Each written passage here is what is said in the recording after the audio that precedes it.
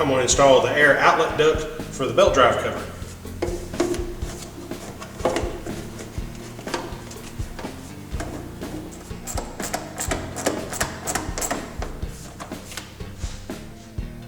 Now I just put 2 quarts of Polaris PS4 engine oil into the crankcase, have it up to the full mark on the dipstick.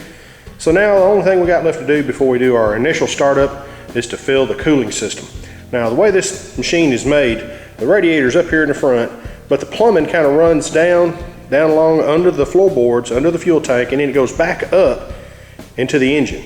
So in order to get all the air purged out of that thing, there's a couple things we're going to have to do. The first thing we're going to do is we're going to elevate the front end of the machine a little bit to make it a little easier to help kind of get coolant down there to it and purge some of the air out. Also, over on the thermostat housing outlet, there's a bleed screw over there that'll help us get all the air out of the engine, and we'll get this thing full of coolant and then we'll start it up. Alright, now I've got our radiator pretty much full of coolant. There's just a few little burps of air coming out of the vent hose right now. So what I want to do is I want to try to purge some of the air out of the engine. So the way we're going to do that is I'm going to go back here to the engine compartment. As you can see right here, there's a little bleed screw on the end of the thermostat housing. Now I've got me a little container here to catch any coolant that comes out. You don't have to remove that bolt completely. It's got a hole drilled through it. So we're going to break that loose and let a little bit of the excess coolant and air bleed out of that so we can get it back full.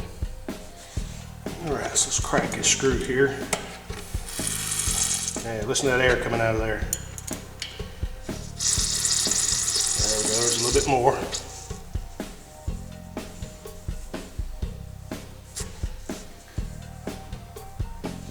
Alright, I think that's pretty good there, so I'm going to go ahead and snug that back up, and then we'll top up the radiator once again. Well, now we got all of our coolant level and our oil levels and everything double checked and ready to go. I guess we're ready for the initial startup.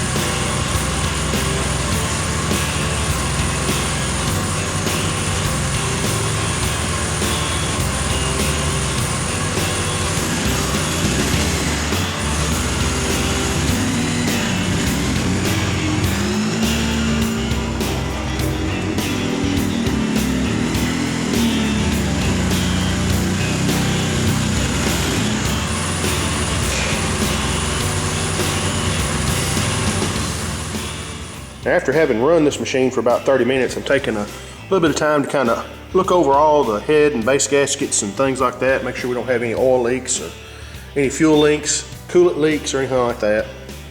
Everything looks real good there, so now I'm going to reinstall all the bodywork.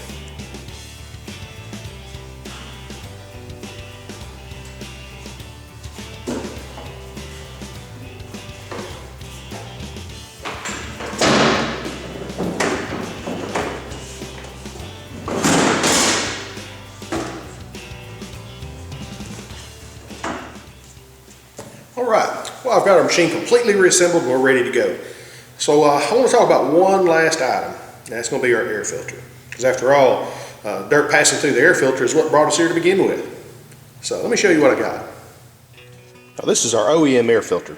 This is actually an upgraded version of the original filter. The original filter was quite a bit smaller in diameter, and they was real prone to suck the dirt right through the paper. So this is an upgraded filter that's designed to have a little bit more surface area. But even though this is an upgraded filter, it is a better filter than the original one, I'm still not real happy with these, because as a matter of fact, you can hold it up to the light, you can practically see right through the element. So some of the real fine powdery dirt and dust that we have here in Arkansas, it can still pull it right through this and damage the engine. So this is the filter I like. This is a filter made by a company called Uni. This is specifically designed for the Polaris Razor. And what's neat about this is an oiled foam element. As a matter of fact, it's got 2 layers of foam. It's got a coarse foam on the outside and then a fine foam on the inside. And you just oil this up real good and this will stop your dirt. The good thing about this one also is that it is reusable, so you don't have to keep buying filters all the time. You can clean this one, re-oil it, reinstall it, and this will stop that dirt and fine dust a lot better. Now if you decide to go with the foam filter, then you also want to be sure to use some good foam filter oil.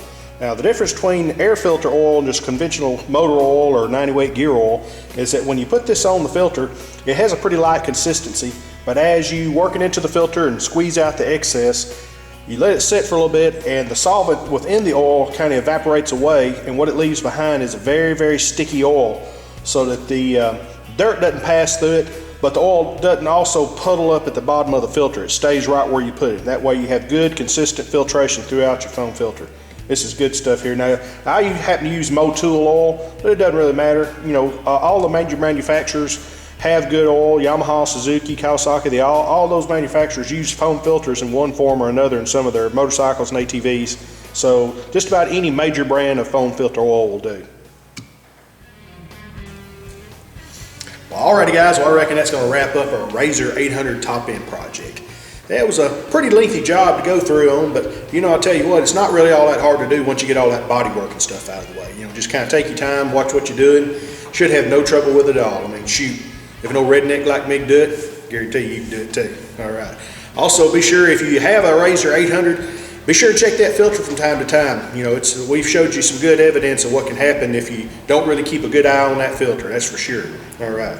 Well, guys, appreciate y'all watching as always, and heck, stop back in D-Ray's shop from time to time. I mean, you never know what we're liable to be working on here next. That's for sure. All right. All right. Oh, and I forgot. Be sure to leave me a couple of comments down at the comment section down below. All right.